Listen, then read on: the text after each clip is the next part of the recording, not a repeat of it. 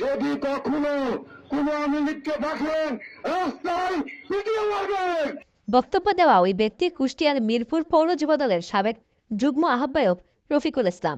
৪ September রাতে মিরপুর উপজেলার নিমতলা বাজারে বিএনপির কার্যালয় উদ্বোধন অনুষ্ঠানে এই বক্তব্য দেন তিনি।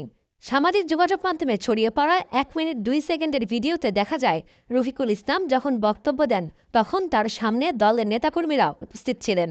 তার বক্তব্যে অনেকে হাততালিও দেন। লীগকে দেখেন রাস্তায় পিটিয়ে মারবেন। রফিকুল ইসলামের মুঠোফোনে ওই বক্তব্যের বিষয়ে জানতে চাইলে রফিকুল ইসলাম মুঠোফোনে জানিয়েছেন, নেতাকর্মীদের ধরে রাখতেই এমন বক্তব্য দিয়েছেন তিনি।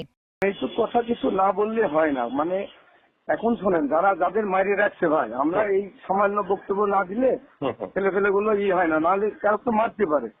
এই জন্য আমরা ঠান্ডা রাখছি যাতে কোনো রকমের কোনো বিশৃঙ্খলা না হয়। এটা কষ্ট থেকে বলেছি ভাই, যে আমাদের এটা কষ্ট লাগছে, কিন্তু আমরা কারো গায়ে এটা হাতও দিইনি, এটা ফুলের টুক, মানে এটা আচরও দিইনি। আবেগে আবেগে আবেগে, তাছাড়া কিছু না, এটা আক্রোশমূলক কিছু না।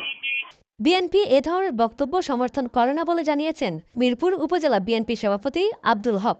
ছোট উত্তরে বলি, আমি এটা সমর্থন করে না।